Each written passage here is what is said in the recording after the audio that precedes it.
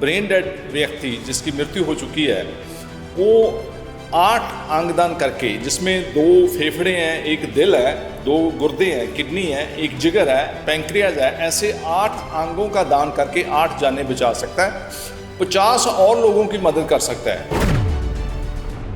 कई बार ऐसा होता है ना कि बहुत से लोग चाहते हैं कि वो अपनी बॉडी को डोनेट करें, अपने अंगों को डोनेट करें, सुना भी है, इच्छा भी रखते हैं, पर कभी कभार क्या होता है ना, लैक ऑफ इन्फॉर्मेशन के कारण, और कभी कभार कुछ लोग उनको ऐसे इस तरीके से मिसगाइड कर देते हैं कि वो मतलब सही इन्फॉर्मेशन ना मिलने की वजह से वो ऐसी मतलब एक अच्छे कॉज से वो पीछे हट जाते हैं। तो उनके लिए क्या किया जा सकता है? अंगदान एक ब्रेन डेड व्यक्ति कर सकता है। ब्रेन डेड व्यक्ति कौन है?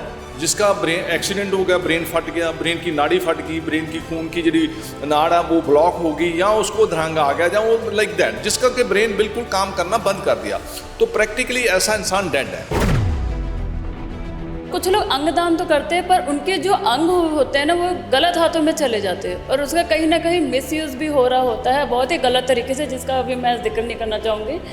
ऐसे लोगों से कैसे बचा जा सके? क्या उनकी निशानी है कि ताकि लोग जो है उनको पता हो कि हम कहाँ जाके खुद को सही जगह सही हाथों में दें कि ताकि उसका मिसयूज़ ना हो। जब भी किसी की मृत्यु ब्रेन डेथ हो जाती है किसी भी हॉस्पिटल में जो रजिस्टर्ड है, और वो हॉस्पिटल को ये मैंडेटरी है कि वो सोटो को इन्फॉर्म करे। अगर उसके पारिवारिक मेंबर अंगदान करना चाहते हैं तो अब ये अंग एक नेशनल प्रॉपर्टी है और सोटो के अधीन चला जाता है, ये गलत हाथों में जा ही नहीं सकता लीगली। नमस्कार, खबरसार भारत देख रहे सभी दर्शकों का स्वागत है। मैं हूं अदिति।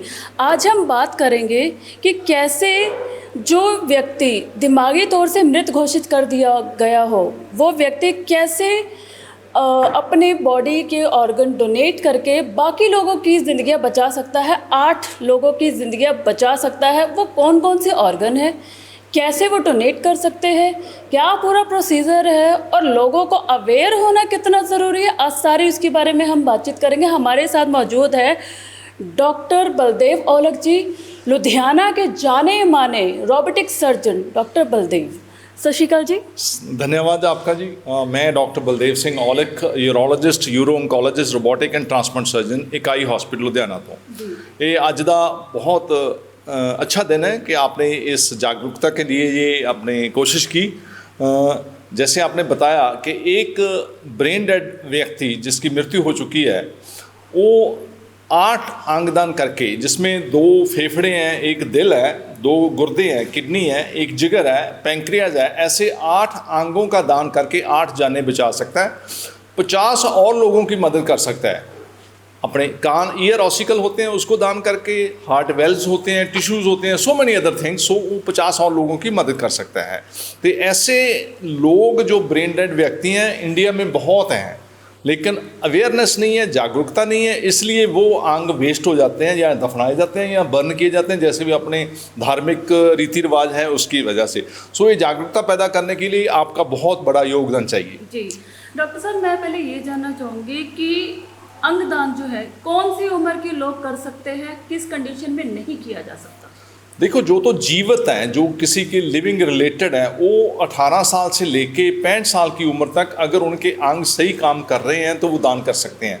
लेकिन जो ब्रेन डेथ की अब हम बात करते हैं उसमें हम मृत्यु से ज़्यादा इस चीज़ को ज़्यादा इम्पोर्टेंस देते हैं कि वो अंग उनके काम कर रहे हैं, सही सलामत है, और दान करने में और दूसरे को लगाने में वो काम सही करेंगे। तो उसमें उम्र का अंदाज़ा नहीं है, इवन बच्चे भी अंगदान कर सकते हैं, बुजुर्ग भी कर सकते हैं, प्रोवाइडेड कि वो अंग सही काम कर रहे हैं। जी अच्छा, बहुत कई बार ऐसा होता है ना कि बहुत से लोग चाहते हैं कि वो अपनी बॉडी को डोनेट करें, अपने अंगों को डोनेट करें, सुना भी है, इच्छा भी रखते हैं, पर कभी कभार क्या होता है ना, लैक ऑफ इन्फॉर्मेशन के कारण, और कभी कभार कुछ लोग उनको ऐसे इस तरीके से मिसगाइड कर देते हैं कि वो मतलब सही इन्फॉर्मेशन ना मिलने की वजह से वो ऐसी मतलब एक अच्छे कॉज से वो पीछे हट जाते हैं। तो उनके लिए क्या किया जा सकता है? क्योंकि अवेयर तो शहरों शहरों में हो रहा है, पर जहाँ तक विलेजेस की बात है वहाँ तक ये बात नहीं पहुँच पा रही।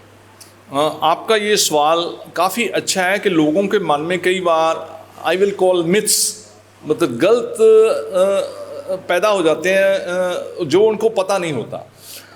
मैं आपको बताना चाहूँगा अंगदान कौन कर सकता है। अंगदान एक ब्रेन डेड व्यक्ति कर सकता है। ब्रेन डेड व्यक्ति कौन है? जिसका ब्रेन एक्सीडेंट हो गया, ब्रेन फट गया, ब्रेन की नाड़ी फट गई, ब्रेन की खून की जी नाड़ है वो ब्लॉक हो गई, या उसको अधरंगा आ गया, या वो लाइक दैट, जिसका कि ब्रेन बिल्कुल काम करना बंद कर दिया, तो प्रैक्टिकली ऐसा इंसान डेड है।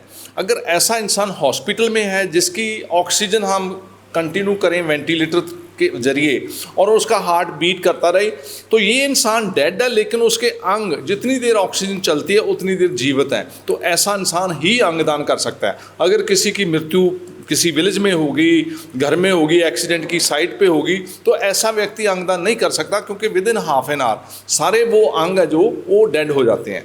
तो उनको जीवित रखना एक हॉस्पिटल में ही पॉसिबल है, पेरीफ्री में पॉसिबल नहीं है। तो इनको एक तो ये जानना जरूरी है, जब इनकी इन 3-4 कारणों के कारण ब्रेन डेथ हो गई है, तो अगर उसके पारिवारिक मेंबर सहमति देंगे तो ही वो अंगदान हो सकता, नहीं तो नहीं हो सकता। तो इसलिए नॉट ओनली कि इंसान की जागरूकता चाहिए, इंसान के परिवारों की जागरूकता भी बहुत ज़रूरी है, क्योंकि वो अगर सहमति देंगे, साइन करेंगे, तभी अंगदान किया जा सकता है।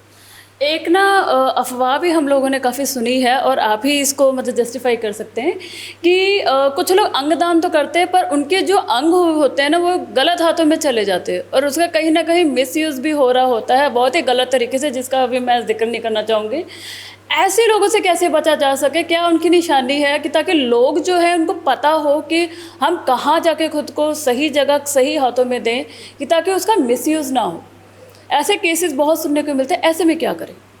आपने आज के प्रोग्राम में देखा है, जो इंडिया में, भारत में है या पंजाब में है, जो अंग दान की प्रक्रिया है, उसकी रेगुलेटरी बॉडी गवर्नमेंट बॉडी है, जो नोटो नेशनल लेवल पे है, रीजनल लेवल पे रोटो और स्टेट लेवल पे सोटो है। जब भी किसी की मृत्यु, ब्रेन डेथ हो जाती है किसी भी हॉस्पिटल में जो रजिस्टर्ड है, और वो हॉस्पिटल को ये मैंडेटरी है कि वो सोटो को इन्फॉर्म करे।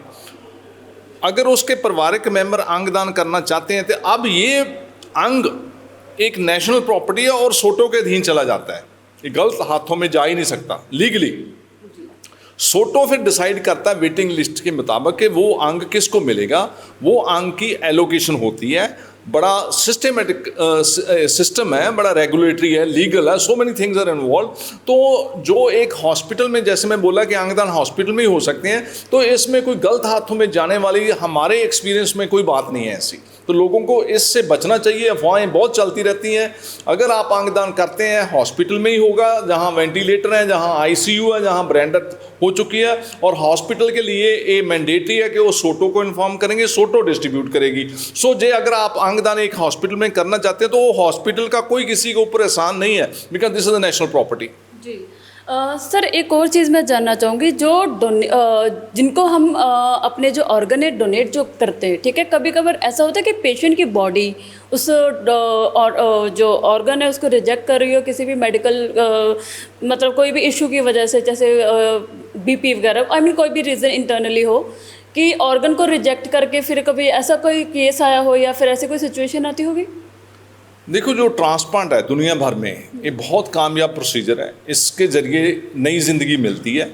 बट इसकी थोड़ी सी प्रॉब्लम दुनिया भर में है कि बॉडी के लिए वो अंग तो बाहरी अंग है ना, तो उसको ज़्यादा वो बॉडी रिजेक्ट करती है, जहाँ उसमें इन्फेक्शन पैदा होती है।